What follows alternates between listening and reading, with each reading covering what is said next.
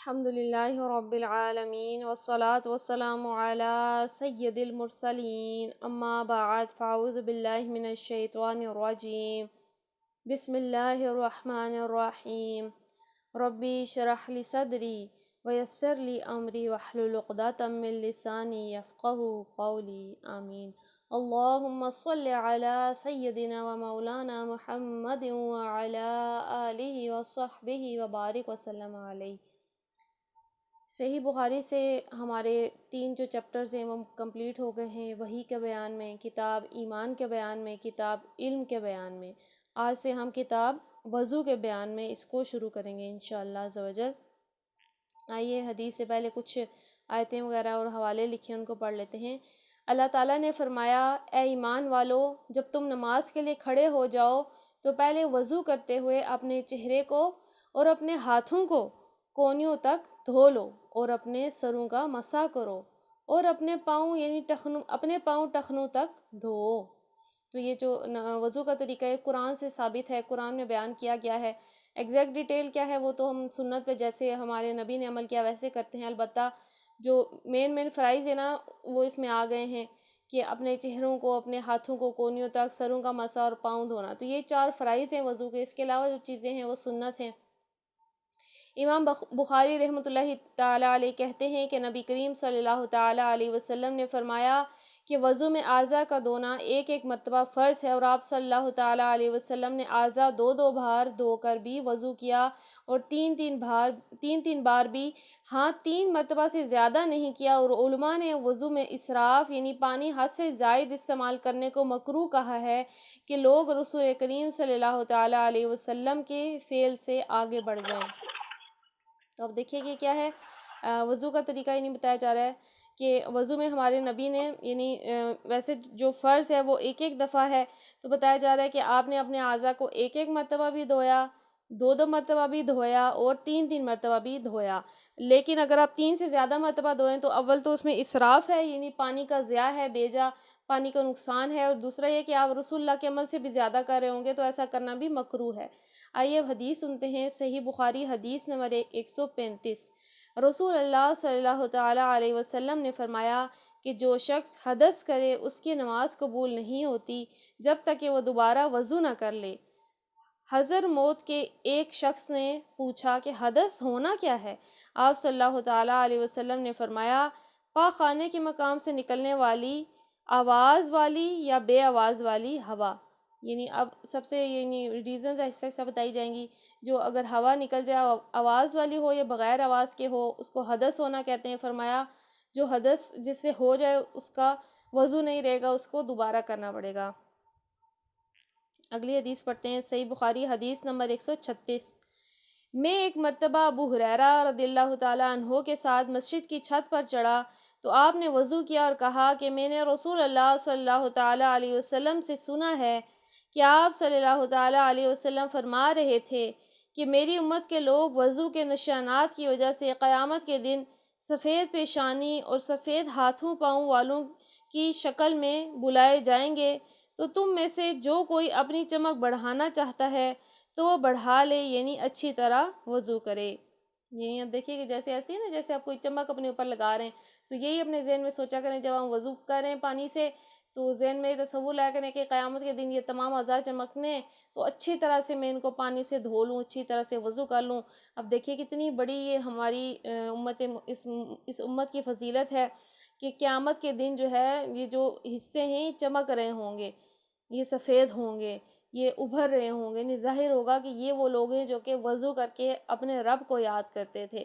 تو آج چاہیے کہ ہم اچھی طرح سے وضو کریں۔ ہم جو ہم یہاں اس وضو کے باب میں مسائل پڑھیں گے ہم انہیں اچھی طرح ذہن نشین کر لیں اور اچھی طرح عمل کریں۔ صحیح بخاری حدیث نمبر 137۔ انہوں نے رسول اللہ صلی اللہ تعالیٰ علیہ وسلم سے شکایت کی کہ ایک شخص ہے جسے یہ خیال ہوتا ہے کہ نماز میں کوئی چیز یعنی ہوا نکلتی معلوم ہوئی ہے۔ آپ صلی اللہ تعالیٰ علیہ وسلم نے فرمایا کہ نماز سے نہ پھرے یا نہ مڑے جب تک آواز نہ سنے یا بو نہ پائے۔ اب یہ ہے کہ کئی صورتوں میں جیسے کنفرم نہیں ہوتا تو نماز پڑھتے ہوئے دماغ میں شیطان وسوسے ڈال دیتا ہے کہ وضو نہیں رہا، نماز توڑ دو اس طرح سے. تو یہ اس کو وسوسہ کہا گیا ہے. اس طرح سے اگر وسوسہ ہے تو یہ شیطان کی طرف سے ہوتا ہے. اس سے پناہ مانگنی چاہیے اور اپنی نماز کنٹینیو رکھنی چاہیے جب تک کہ دو باتیں نہ ہوں.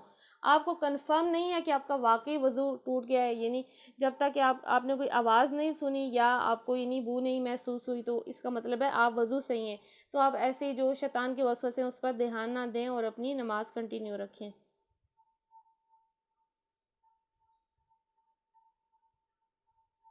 اگلی حدیث تھوڑی جامع ہے، اس کو سکپ کر کے اس سے اگلی حدیث پڑھ لیتے ہیں، اس کو کل پڑھ لیں گے. عبداللہ بن عمر رضی اللہ تعالی عنہما کا قول ہے کہ وضو کا پورا کرنا اعضائے وضو کا صاف کرنا ہے. حدیث نمبر 139. رسول اللہ صلی اللہ تعالی علیہ وسلم میدان عرفات سے واپس ہوئے.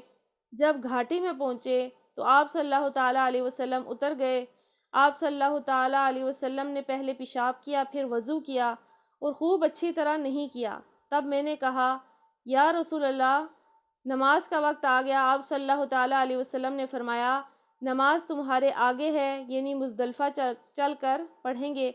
جب مزدلفہ میں پہنچے تو آپ نے خوب اچھی طرح وضو کیا، پھر جماعت کھڑی کی گئی. آپ صلی اللہ تعالی علیہ وسلم نے مغرب کی نماز پڑھی، پھر ہر شخص نے اپنے اونٹ کو اپنی جگہ بٹھایا، پھر عشاء کی جماعت کھڑی کی گئی اور آپ صلی اللہ تعالی علیہ وسلم نے نماز پڑھی اور دونوں نمازوں کے درمیان کوئی نماز نہیں پڑھی.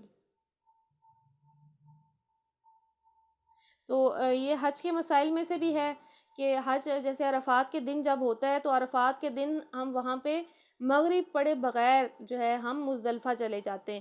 تو ہوتا کیا ہے کہ حج کا دن ہے کہ مغرب کی نماز قضا کر کے مزدلفہ پہنچتے ہیں. وہاں پہ جو ہے مغرب اور عشاء اکٹھے پڑھی جاتی ہیں. حج کے مسائل میں یہ چیزیں ڈیٹیل میں لکھی ہوئی ہیں.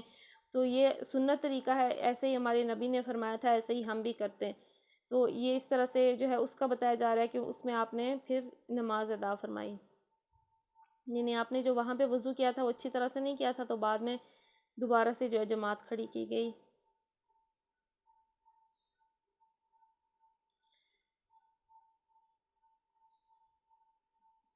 کل پھر اس کے مزید مسائل ہم انشاءاللہ کنٹینیو کریں گے. آئیے ہم تفسیر پڑھ لیتے ہیں. اعوذ باللہ من الشیطان الرجیم، بسم اللہ الرحمن الرحیم. سورہ بقرہ آیت نمبر 144. قد نرى تقلب وجهك في السماء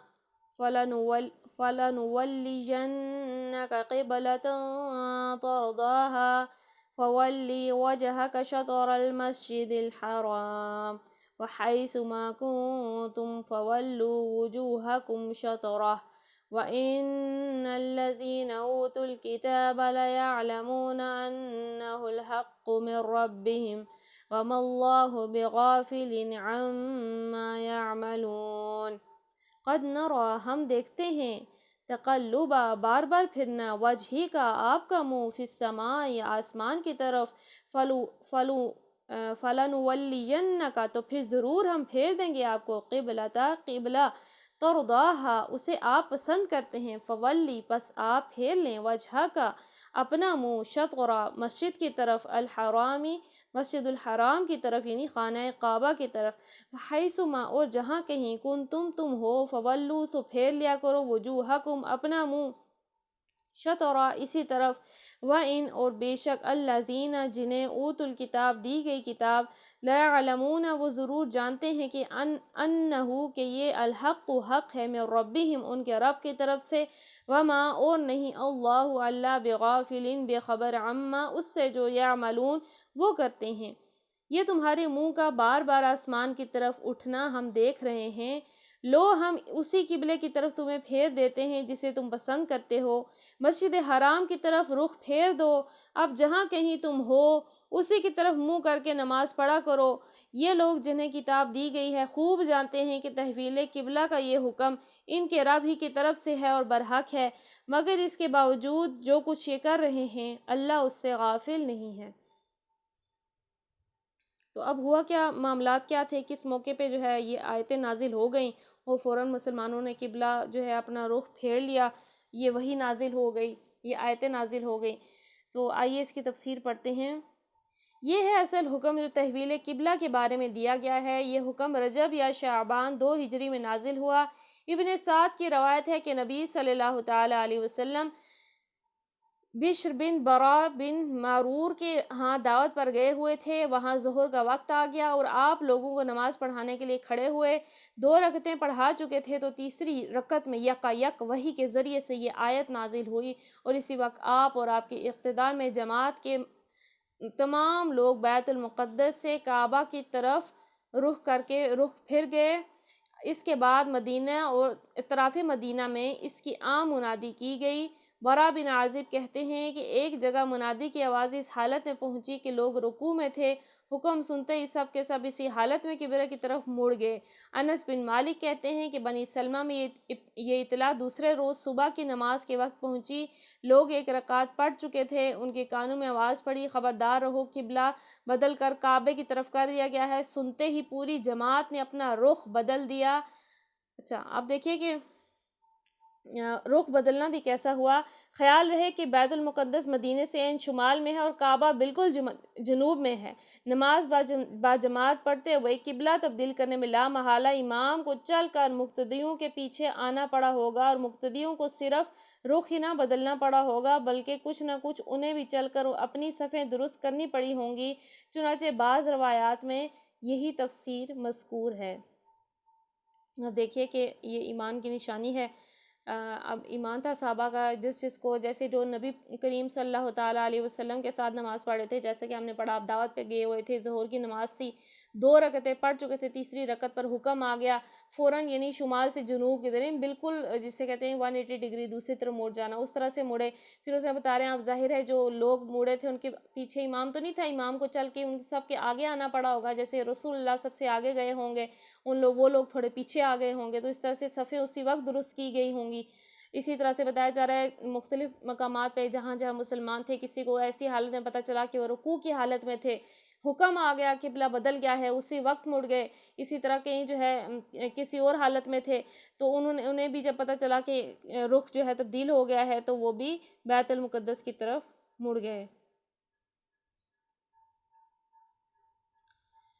خیال رہے کہ اور جو یہ فرمانا کہ تمہارے منہ کا بار بار آسمان کی طرف اٹھنا دیکھ رہے ہیں، اور یہ کہ ہم اسی قبلے کی طرف تمہیں پھیر دیتے ہیں جسے تم پسند کرتے ہو، اس سے صاف معلوم ہوتا ہے کہ تحویل قبلہ کا حکم آنے سے پہلے نبی صلی اللہ تعالیٰ علیہ وسلم اس کے منتظر تھے۔ اب خود یہ محسوس فرما رہے تھے کہ بنی اسرائیل کی امامت کا دور ختم ہو چکا ہے، اور اس کے ساتھ بیت المقدس کی مرکزیت بھی رخصت ہوئی۔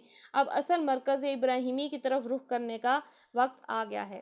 تو اب جو ہے ہمارے نبی کی یہ خواہش تھی، اور آپ جو ہے یہ سوچتے تھے کہ اس کا حکم نازل ہوگا، کیونکہ اس کو اہمیت حاصل تھی، بنی اسرائیل سے خاص تعلق حاصل تھا، لیکن ان سے وہ امامت لے لی گئی ہے۔ آپ کی بھی یہ خواہش تھی اور آپ دیکھتے تھے کہ کب یہ حکم نازل ہوگا۔ تو اب دیکھیے کہ ایک دوران آپ ایک دن نماز پڑھا رہے تھے کہ اچانک سے جو ہے آسمان سے حکم آ گیا کہ ہم دیکھ رہے ہیں کہ بار بار تم آسمان کی طرف رخ کرتے ہو، یعنی تمہارے دل میں یہ خیال ہے کہ قبلہ جو ہے تبدیل ہو جائے۔ تو اللہ تعالیٰ نے فرمایا کہ ہم تمہارا بار بار آسمان کی طرف منہ کرنا ہم دیکھ رہے ہیں اس کو، اور پھر کیا فرمایا کہ تم اسی قبلے کی طرف ہم تمہیں پھیر دیتے ہیں جسے تم پسند کرتے ہو۔ تو اب دیکھیے کہ یہ ایک تو یہ کہ رب دیکھیے کہ ہمارے نبی کا کتنا بلند مقام ہے کہ آپ کی خواہش کے مطابق، آپ کی جو ہے پسند کے مطابق رب تعالیٰ نے حکم نازل فرما دیا کہ ہم تمہیں اس قبلے کی طرف پھیرتے ہیں جس میں تمہاری پسند ہے۔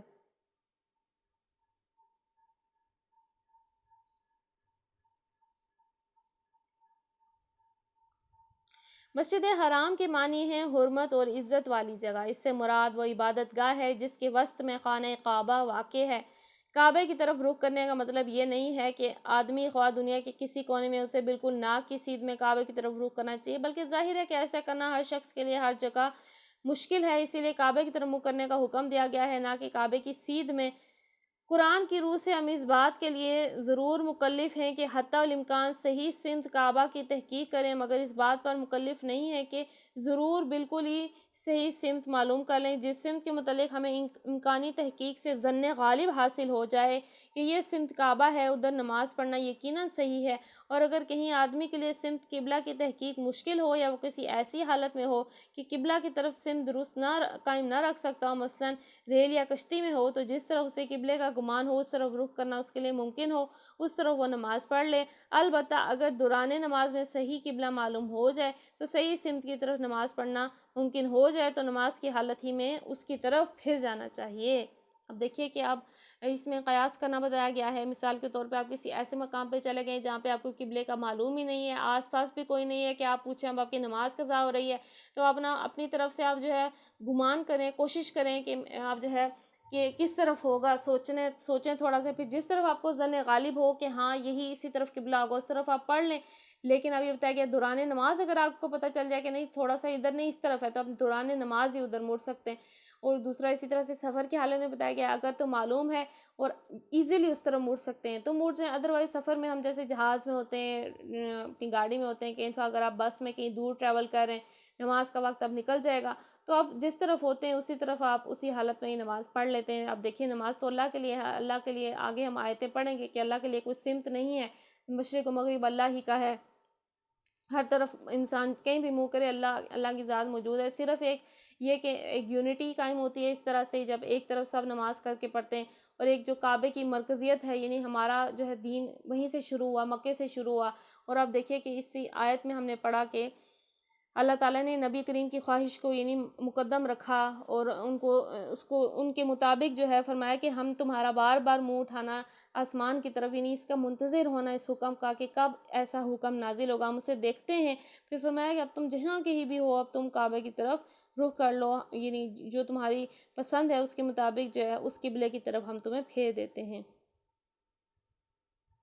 پھر آگے جو بتایا گیا ہے کہ جن لوگوں کو کتاب دی گئی ہے، وہ جو اہل کتاب اس پہ اعتراض کرتے تھے کہ یہ کیسے ہو گیا، قبلہ کیسے تبدیل ہو گیا، بتایا چل جو اہل کتاب ہیں وہ تو ایسے حکموں سے واقف ہیں، وہ تو پہلے بھی ایسے کئی سارے حکم ہیں جو ان کی کتابوں میں ان کی شریعتیں موجود ہیں۔ فرمایا کہ یہ جو قبلہ تحویل ہوا ہے، جو چینج ہوا ہے، وہ جانتے ہیں، وہ ان کو معلوم ہے کہ یہ رب کی طرف سے ہی حکم تھا قبلے کا چینج ہونا، لیکن اس کے باوجود وہ ہٹ درمی یا ان کا جو ہے آپ سے بغض رکھنا، یہ تمام چیزیں جس کی وجہ سے وہ ایمان نہیں لا رہے تھے، تو فرمایا جو کچھ یہ کر رہے ہیں اللہ اس سے غافل نہیں ہے۔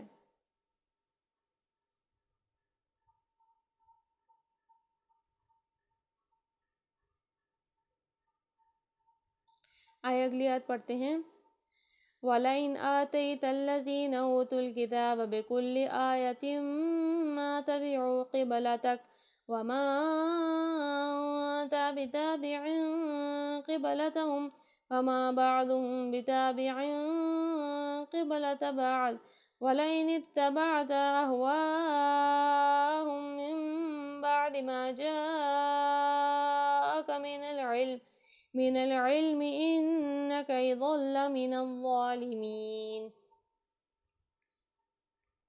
وَلَئِنْ اور اگر آتیتا آپ لائیں الذین جنہیں اوت الکتابہ دی گئی کتاب یعنی اہل کتاب بکلی تمام آیاتن نشانیاں ما تبعوا و پیروی نہیں کریں گے قبلتک کا آپ کا قبلہ وما اور نہ انتا آپ بتابعین پیروی کرنے والے ہیں قبلتہم ان کے قبلے کی وما بعضهم اور نہیں ان میں سے کوئی بتابعین پیروی کرنے والا قبلے کی بعد کسی۔ وَلَئِنْ اور اگر اتبعت آپ نے پیروی کی اہواءہم ان کی خواہشات کی من بعد اس کے بعد کہ ما جاءک آ چکا آپ کے پاس من العلم علم انکا بے شک آپ اذن اب لمن الظالمین اب آپ بے انصاف کرنے والوں میں سے ہوں گے۔ تم ان اہل کتاب کے پاس خواہ کوئی نشانی لیا ممکن نہیں کہ یہ تمہارے قبلے کی پیروی کرنے لگیں اور نہ تمہارے لیے یہ ممکن ہے کہ ان کے قبلے کی پیروی کرو، اور ان میں سے کوئی گروہ بھی دوسرے کے قبلے کی پیروی کے لیے تیار نہیں ہے، اور اگر تم نے اس علم کے بعد جو تمہارے پاس آ چکا ہے ان کی خواہشات کی پیروی کی تو یقیناً تمہارا شمار ظالموں میں سے ہوگا۔ اب جو ہے قبلہ ہمیشہ ہمیشہ کے لیے فرق ہو گیا ہے، قبلے کی تبدیلی کا جو ہے تبدیلی یعنی فرق بتا دیا گیا ہے کہ قبلہ جو ہے جو یہودیوں کا اور ان کا پہلے ایک مشترک تھا وہ الگ ہو گیا ہے۔ اللہ تعالیٰ نے قبلے کی تبدیلی سے بھی راستے جدا کر دیے اور بتا دیا کہ قبلہ ایک نہیں ہے، کیونکہ ان کا راستہ جدا ہے، ان کا راستہ گمراہی کا ہے۔ تو اب جو اصل یعنی کس کے ہاتھ میں یعنی خلافت ہے اور کہاں پہ جو اسلام کی مرکزیت ہے وہ کعبے میں ہے، وہ مکے میں ہے جہاں سے ہمارے نبی آئے۔ تو اب جو ہے دیکھیے کہ حتیٰ کہ ہم اگر بیت المقدس میں بھی نماز پڑھتے ہیں تو ہم وہاں پہ ہوتے ہوئے بھی ہم کعبے کی طرف ہی منہ کر کے نماز پڑھتے ہیں۔ تو اب اس آیت میں بتایا جا رہا ہے کہ خواتین کے پاس کوئی بھی نشانی لے ہوا، آئیے اس کی جو ہے تفسیر پڑھتے ہیں۔ مطلب یہ ہے کہ قبلے کے متعلق جو حجت و بحث یہ لوگ کرتے ہیں، اس کا فیصلہ نہ تو اس طرح ہو سکتا ہے کہ دلیل سے انہیں مطمئن کر دیا جائے، کیونکہ یہ تعصب اور ہٹ درمی میں مبتلا ہیں، اور کسی دلیل سے بھی اس قبلے کو چھوڑ نہیں سکتے جسے اپنی گروہ بندی کے تعصبات کی بنا پر پکڑے ہوئے ہیں، اور نہ اس کا فیصلہ اس طرح ہو سکتا ہے کہ تم ان کے قبلے کو اختیار کر لو، کیونکہ ان کا کوئی ایک قبلہ نہیں ہے جس پر یہ سارے گروہ متفق ہوں، اور اسے اختیار کرنے سے قبلے کا جھگڑا چک جائے۔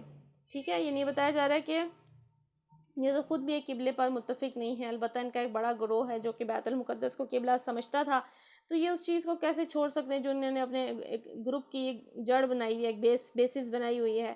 مختلف گروہوں کے مختلف قبلے ہیں، ایک کا قبلہ اختیار کر کے بس ایک ہی گروہ کو راضی کر سکو گے۔ یہ نہیں بتایا کہ اگر تم واقعی ان کا چاہتے ہو کہ میں ان کا قبلے پہ چلوں، تو یہودیوں میں بہت سارے گروہ بنے ہوئے ہیں، یہ ایک ہی کو راضی کرو گے جو اسی بیت المقدس کو نہیں قبلہ سمجھتا ہے، تم کبھی بھی ہر ایک کو راضی نہیں کر سکو گے، دوسروں کا جھگڑا بدستور رہے گا۔ اور سب سے بڑی بات یہ ہے کہ پیغمبر کی حیثیت سے تمہارا یہ کام ہی نہیں ہے کہ تم لوگوں کو راضی کرتے پھرو اور ان سے لین دین کے اصول پر مصالحت کرو، تمہارا کام تو یہ ہے کہ جو علم ہم نے تمہیں دیا ہے سب سے بے پرواہ ہو کر صرف اسی پر سختی کے ساتھ قائم ہو جاؤ۔ بتایا گیا کہ تم جو ہے کیا کرو کہ تم ان باتوں کو چھوڑ دو کہ تم جو ہے وہ کیا کہتے ہیں قبلے کے بارے میں، وہ کیا کہتے ہیں کہ اپنے قبلے سے کیوں پھر گئے، کس چیز نے انہیں ان کے قبلے سے پھیر دیا، تم ان کی باتوں کو چھوڑ دو کیونکہ تم کبھی بھی ان کو راضی نہیں کر پاؤ گے۔ تو فرمایا گیا یہ تو ہمیشہ ہی بحث و مباحثے پر رہیں گے، تو تم جو ہے اگر لوگوں کو راضی کرتے پھرو گے تو ایسا ممکن نہیں ہے، وہ نہ ہی تمہارا یہ کام ہے کہ تم نے لوگوں کو راضی کرنا ہے۔ تم نے اللہ کے حکم کے مطابق جو ایمان والے تھے، صاحب ایمان تھے، کامل ایمان والے تھے، ہم نے پڑھا کہ وہ اپنی نمازوں کے دوران ہی کوئی رکوع کی حالت میں، کوئی دوسری رکعت میں، کوئی تیسری رکعت میں، ان کو جیسے جیسے حکم پتہ چلا، تو مومن جو ہوتا ہے اس کی شان ہوتی ہے سمعنا واطعنا، یعنی وہ سنتا ہے اور قبول کرتا ہے۔ جو ایمان والے تھے انہوں نے اس بارے میں بحث مباحثہ نہیں کیا، ان کو جیسے بتایا گیا ایسے کرنا ہے تو انہوں نے ویسے عمل کیا۔ تو اطاعت والا جو دین ہوتا ہے یہی درست دین ہوتا ہے، جس میں ادب ہو، اطاعت ہو، قبول کرنا ہو۔